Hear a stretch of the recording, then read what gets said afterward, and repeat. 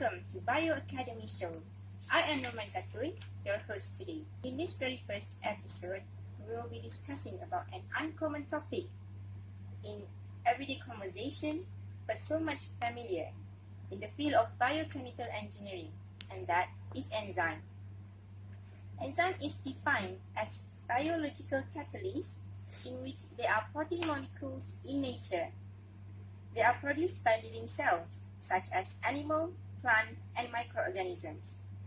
Their role is to increase the rate of reaction by lowering the activation energy.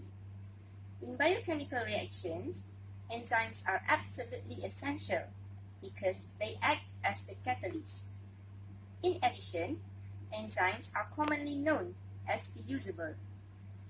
Enzymes are used to catalyze the making and breaking of the chemical bonds, and they are also used to increase the rate of reaction without themselves going through permanent chemical changes.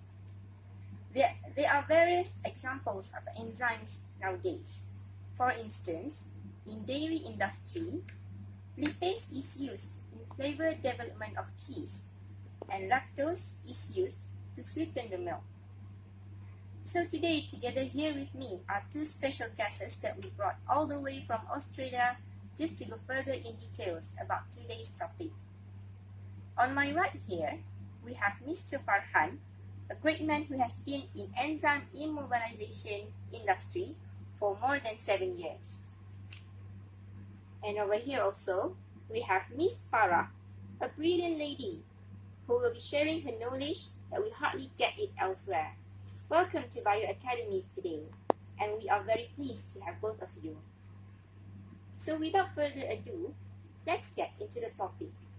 So Mr. Farhan, could you tell us a bit on how the enzyme immobilization is being carried out? Okay, thank you for the questions. There are three methods for enzyme immobilization. First one is carrier binding, which we can define into three categories, which is physical adsorption, covalent bonding, and ionic bonding. Next is the cross-linking between the enzymes itself, and the third is the entrapment of enzyme. We can categorize it into the lattice type and encapsulation, microcapsule type. Now we will review the enzyme immobilization generally. For carrier binding, for physical adsorption in specific, the enzymes were bounded to water-insoluble carriers such as polysaccharide derivatives and or porous glass. For ionic bonding and covalent bonding, the functional groups of the enzyme will form bonds, chemical bonds with the support and carriers. For cross-linking method, there is intermolecular cross-linking of enzymes between the biofunctional group, and there are no matrix or carriers involved in the process. For the last one, entrapment method, the enzymes are physically entrapped and encapsulated in a porous matrix or semi-permeable membrane such as agar or gelatin.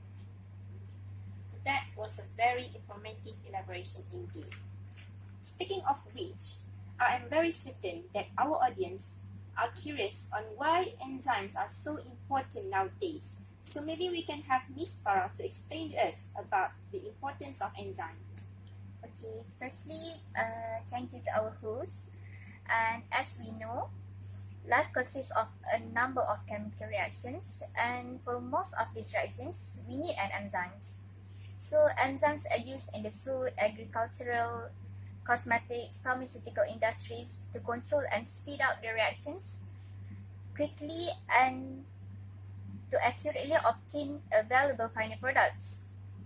And it is also crucial to making cheese, brewing beers, baking breads, and also increasingly being used in the biofuels and the biopolymers industries. But why are they being used commonly in the industries?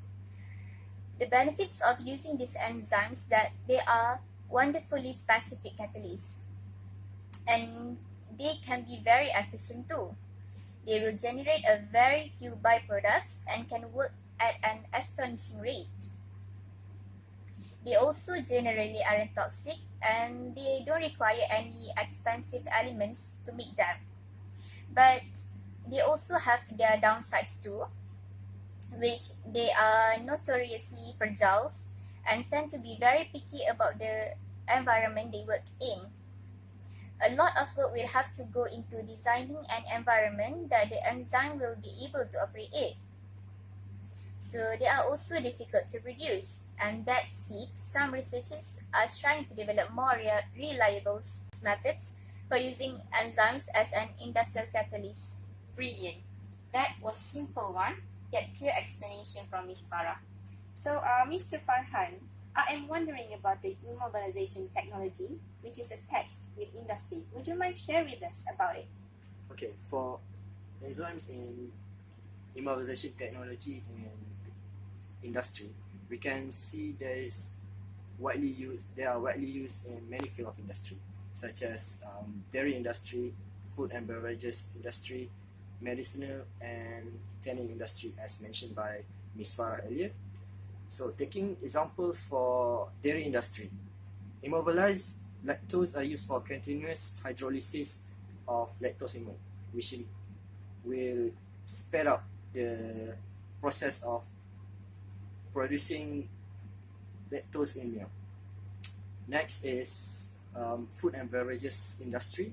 The use of yeast, which in this case is Saccharomyces cerevisiae, for making bread and brewing beer. For last example is in medicine manufacturing industry. Prednisolone is produced from cortisone using immobilized enzyme obtained from Cucuria lanata. Incredible. That was an interesting overview, I must say.